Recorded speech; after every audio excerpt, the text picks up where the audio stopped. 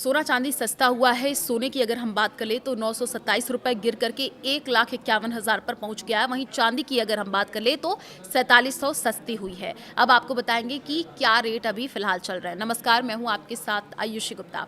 देखिए, सोना चांदी के दाम में आज यानी 23 अप्रैल को गिरावट है। IBGA के अनुसार 10 ग्राम 24 कैरेट सोना 927 रुपए गिर करके 1,51,000 रुपए पर आ गया है और इससे पहले 22 अप्रैल को इसकी कीमत 1,52,000 रुपए प्रति 10 ग्राम पर थी। देखिए, 1 किलो चांदी 4700 रुपए गिर करके 2,43,000 रुपए पर आ गई है और इससे पहले मंगलवार को इसकी कीमत 2,48,000 रुपए प्रति किलो थी। तो 2026 में देखिए, सोना अब तक 18,000 रुपए महंगा हुआ है।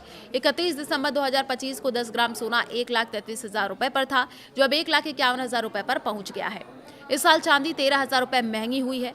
31 दिसंबर 2025 को चांदी 2,30,000 रुपए किलो पर थी, जो अब बढ़ करके 2,43,000 रुपए पर पहुंच गई है। 29 जनवरी को देखिए, सोने ने 1,76,000 रुपए और चांदी ने 3,46,000 रुपए का हाई बनाया था। यानी पीक से सोना 25,000 रुपए और चांदी 1,42,000 रुपए सस्ती हुई है। सर्टिफाइड गोल्ड ही आप खरीदें। हमेशा ब्यूरो ऑफ इंडियन स्टैंडर्ड यानी BIS का हॉलमार्क लगा हुआ सर्टिफाइड गोल्ड आप खरीदें। ये नंबर जो है वो अल्फा न्यूमेरिक यानी कुछ इस तरीके से हो सकता है, जैसे कि AZ4524। हॉल मार्किंग से पता चलता है कि सोना कितने कैरेट का है। कीमत क्रॉस आप जरूर चेक कर ले। देखिए, सोना का सही वजन और खरीदने के दिन उसकी कीमत कई सोर्सेज जैसे IBGA की वेबसाइट से क्रॉस चेक कर ले। सोने का भाव 24 कैरेट, 22 कैरेट और 18 कैरेट के हिसाब से अलग अलग होता है।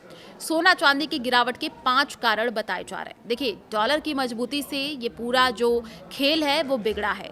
सोने की कीमतों पर सबसे बड़ा दबाव अमेरिकी डॉलर की मजबूती से आया है। डॉलर इंडेक्स में करीब 0.15% की बढ़त दर्ज की गई है, जिससे गोल्ड पर दबाव बढ़ गया है। दरअसल जब डॉलर मजबूत होता है तो सोना महंगा हो जाता है, जिससे इसकी मांग घटती है और कीमतें नीचे आती हैं। तो एक और बड़ी जानकारी आपको दे दें कि देखिए, जिस तरीके से लगातार सोने चांदी के दाम बढ़े हैं, इसको लेकर के भी पिछले साल हमने देखा कि किस तरीके से जो है सोना चांदी के दाम बढ़े कम हो, लेकिन इस साल की शुरुआत में भी यही देखने को मिला है। अब देखिए, कच्चे तेल में जो उछाल हुआ है उसकी भी हम बात करेंगे, किन लोगों को बड़ा फायदा भी हुआ है। तो एक कच्चे तेल में उछाल देखिए, ब्रेंट क्रूड की कीमतों में 2% की तेजी के साथ $1.10 प्रति बैरल के ऊपर पहुंच गया। तेल की कीमत बढ़ने से डॉलर की मांग बढ़ती है, क्योंकि ग्लोबल ट्रेड ज्यादातर जो है डॉलर में होता है और इसका जो सीधा असर है वो सोने पर पड़ा। कीमतों में गिरावट आ गई।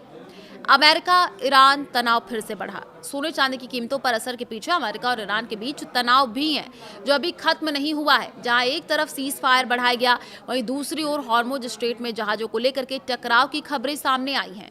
दोनों देशों के बीच प्रस्तावित बातचीत भी नहीं हो पाई, जिससे अनिश्चितता और भी बढ़ गई है।